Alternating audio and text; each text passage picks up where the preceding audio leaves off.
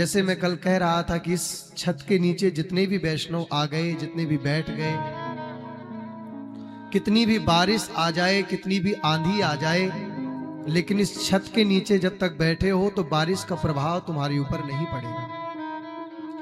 इसी प्रकार भगवान की कृपा की छत के नीचे जब मानव आ जाता है, भगवान की कृपा की दीवारी पर जब व्यक्ति आ जाता है, भगवान की कृपा का साया लेकर के जब मानव चलने लगता है, तो अनेक तूफान जीवन में आते हैं। ऐसा नहीं कि भक्ति मार्ग पर यदि हम हैं तो तूफान नहीं आएगा, तूफान तो आएंगे। सबसे ज्यादा परीक्षा देनी ही उसी व्यक्ति को पड़ती है जो भक्ति मार्ग का अनुसरण कर रहा है। जो बुरे विचारों में, जो बुरे आदतों में, जो बुरे संग में, बुरे व्यसनों में जो लिप्त है, उसको अच्छाई का कोई भी गुण पता नहीं होता कि अच्छाई होती कैसी है। लेकिन जो जितने फूंक फूंक के पैर रखता है, जो जितना धर्मगामी होता है, संकट ही उसके जीवन में बहुत आते हैं, उसी के जीवन में आते हैं। बहुत संकट उसके जीवन में आते हैं और उठाना भी पड़ता है। लेकिन मैं तो एक बात हमेशा कहा करता हूं और कहता भी हूं कि भगवान की कथा जब आपको प्राप्त हो जाए, जब भी प्राप्त हो जाए, तो आपको निश्चित मानना चाहिए, ये बात सीधे समझ जानी चाहिए कि मेरे पूर्वजों का और मेरे पूरे कुल खानदान का प्रारब्ध उदय हुआ है भगवान की कथा मिलने से। बंधुओं, जैसे कि किसी को कोई मारे और वो रोए भी ना, ऐसा हो नहीं सकता। अगर किसी को कुछ कहोगे, मारोगे, तो पीड़ा उसे होगी, तो उसका एहसास भी होगा और वो व्यक्ति कहेगा भी तुमसे। लेकिन वो लोग बहुत सहनशील हो जाया करते हैं जो अपनी विपरीत परिस्थिति की बातें स्वयं संजो लेते हैं, स्वयं सह लेते हैं। विपरीत परिस्थितियां मानव को तोड़ने नहीं आती, मानव को सच में जोड़ने आती हैं। मेरी बात का बहुत सावधानी से अर्थ समझने का प्रयास करिएगा। आपके मन में कोई प्रश्न उठा, आपके मन में कोई इच्छा उठी, ध्यान से सुने माताएं, भैया बहुत ध्यान से सुनना। आपके मन में कोई प्रश्न उठा, आपके मन में कोई बात उठी, आपके मन में कोई पीड़ा उठी, इस बात का, इस प्रश्न का, इस पीड़ा का यदि समाधान खोजने आप अन्यान्य लोगों के पास जाते हैं, तो मैं मान लेता हूं कि आपको समाधान तो मिलेगा, लेकिन जितने प्रकार का समाधान मिलेगा उतने ही प्रकार का आपका मन भटक जाएगा। कृपा करके बताइए हाँ या ना। मन में जिज्ञासा हुई, जिज्ञासा जगाना प्रभु का काम है, लेकिन उस जिज्ञासा की पूर्ति आप कैसे करते हो, ये आपकी व्यक्तिगत बुद्धिमत्ता है। आप उस जिज्ञासा को शांत कैसे करते हो, आप उस जिज्ञासा को, मेरे सज्जनों, अपने मन को समझाते कैसे हो उस समय। जैसे किसी व्यक्ति को छत पर चढ़ना है, तो आप मुझे बताइए वो कैसे चढ़ेगा? डायरेक्ट चढ़ जाएगा या उसको सीढ़ी का सहारा लेना पड़ेगा? सीढ़ी का सहारा लेना पड़ेगा, कोई सीधे नहीं चढ़ सकता। हाँ, ये बात अलग है कि जवान थोड़ा जल्दी चढ़ जाएगा, बूढ़ा थोड़ा लेट चढ़ पाएगा, लेकिन सीढ़ी का सहारा तो प्यारे सबको ही लेना पड़ेगा। वो सीढ़ी ही है प्यारे भगवान की कृपा, वो सीढ़ी ही है भगवान की कथा को सुनकर के अपने अच्छे गुणों का, दुर्गुणों का मंथन करके अपने आप को पहचान जाना। बहुत ध्यान से हमारी बात को सुने जितने बैठे हैं। अपनी मन की जिज्ञासा को जब हम लेकर के सामने वाले के पास में जाते हैं, तो हो सकता है कि हमारी जिज्ञासा की भली भांति संतुष्टि हमें ना दे पाए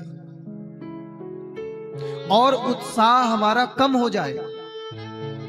मन में जगी जिज्ञासा, और जिज्ञासा को लेकर के हम गए अपने बगल वाले के पास, अपने मित्र के पास। याद रखिएगा प्यारे, जिज्ञासा जगती है, संतुष्टि भी कोई कर देते हैं, लेकिन यदि संतुष्टि नहीं हो पाई और तुम्हारी जिज्ञासा और बढ़ने लग गई, और हो सकता है कि वही जिज्ञासा को पकड़े पकड़े तुम बहुत आगे निकल जाओ।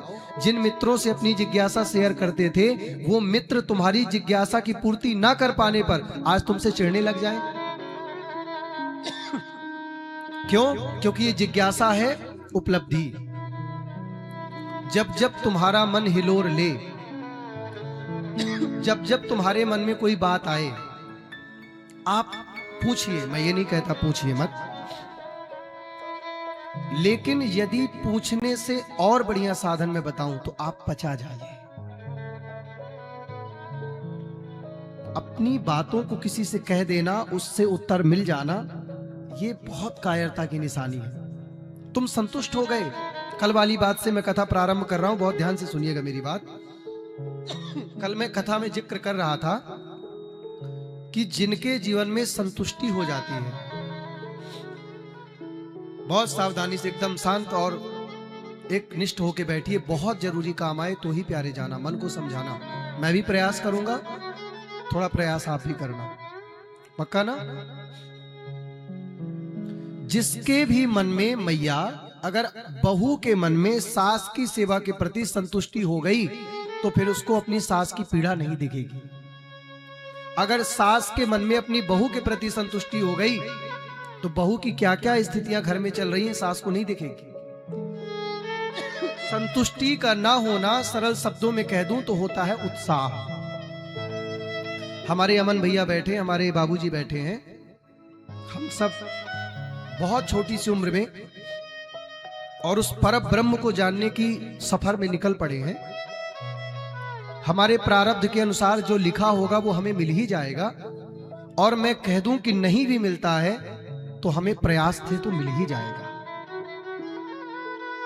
मैं हमेशा अपनी कथाओं में कहता हूं कि अपने मन में डर का बीज न बोने देना, स्वयं संजोए सपने को हरगिज न खोने देना।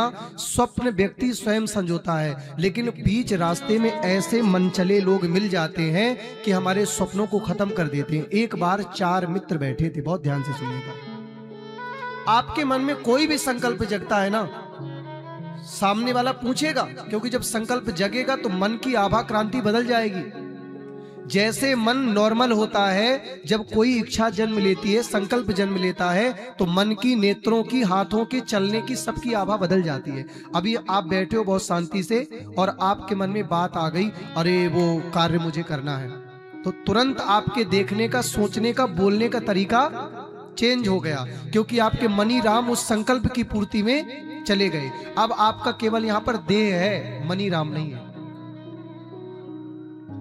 तो जब आपके मन में कोई संकल्प जगे, आप थोड़ा सा धैर्य रखिए प्यारे, धैर्य रखिए, एकदम शांति का थोड़ा दान दीजिए, एकदम शांत हो जाइए।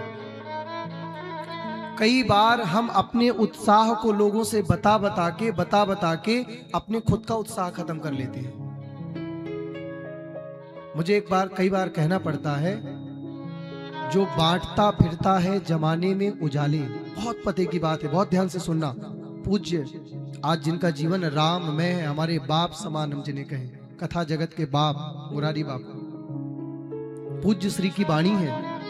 उनकी कथा में उनका एक एक शब्द अनुभवी है।